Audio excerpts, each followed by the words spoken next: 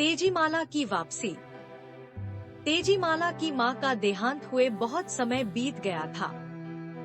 नदी के किनारे बने सुंदर घर में वह अपने पिता बसंत के साथ रहती थी। एक दिन उसके पिता एक गांव में विवाह की दावत में गए। वहां से लौटे तो तेजीमाला की दूसरी मां मिंती उनके साथ थी।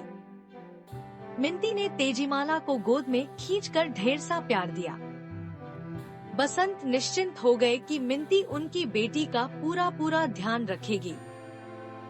बसंत के बाहर जाते ही मिंती ने धम्म से तेजीमाला को गोद से पटक दिया और मुंह बनाकर बोली, दया रे दया, इतनी बड़ी होकर भी बाप से लाड लड़ाती है। तेजीमाला चुपचाप उठकर घर के कामकाज में लग गई।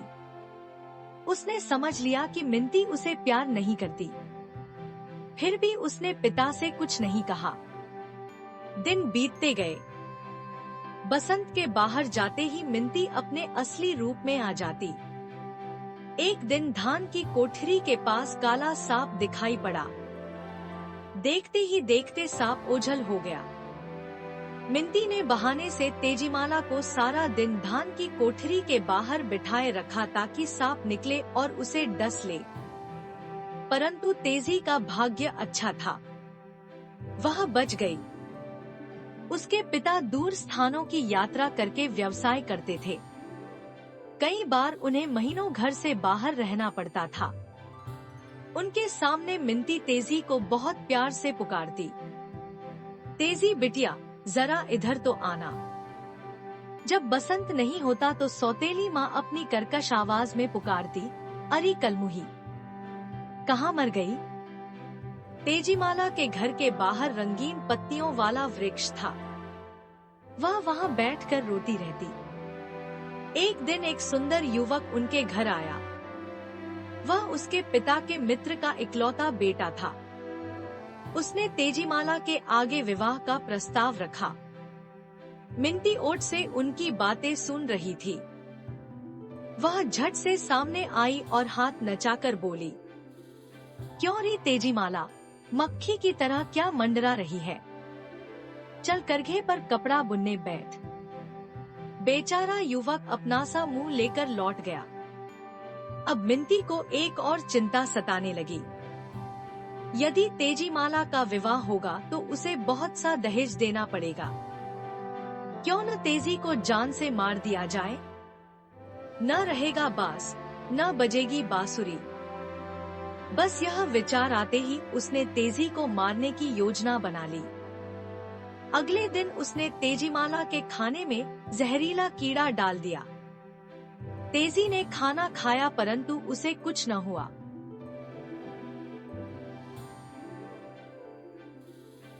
सौतेली माता का गुस्सा सातवें आसमान पर जा पहुंचा।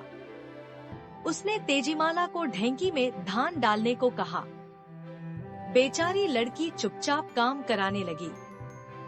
मिंती ने जोर से मूसल का वार किया तो तेजी का हाथ कुचल गया।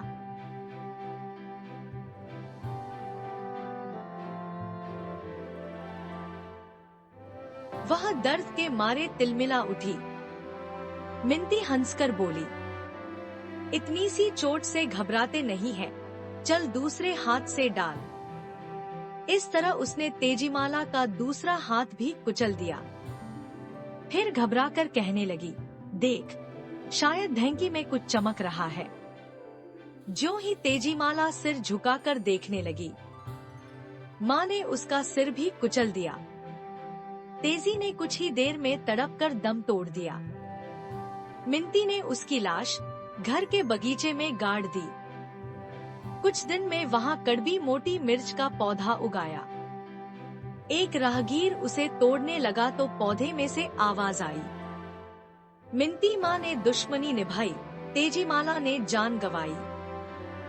सौतेली माँ ने यह आवाज सुनी तो उसने वह पौधा ही उखाड़ दिया। जिस जगह पर उसे फेंका था, कुछ दिनों बाद वहाँ कद्दू की बेल लग गई। वह पौधा भी बोलता था। मिंती ने डर के मारे आधी रात को बेल उखाड़ी और नदी में फेंक दी। वह पौधा नदी में जाकर कमल का फूल बन गया। संयोगवश तेजी के पिता नाव से लौट रहे थे। कमल का फूल देखा तो सोचा कि तेजी के लिए ले चले। ज्यों ही फूल को हाथ लगाया तो उसमें आवाज आई। मिंती माँ ने दुश्मनी निभाई, तेजीमाला ने जान गंवाई। बसंत कांप उठे। घर पहुंचते ही पत्नी से पूछा, तेजीमाला कहाँ है? मिंती ने झूठ बोला, वह मेरी माँ के घर गई है।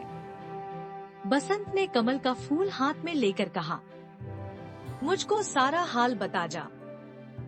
तेजी, असली रूप में आ जा। पिता की प्यार भरी आवाज सुनते ही तेजीमाला फूल में से बाहर आ गई।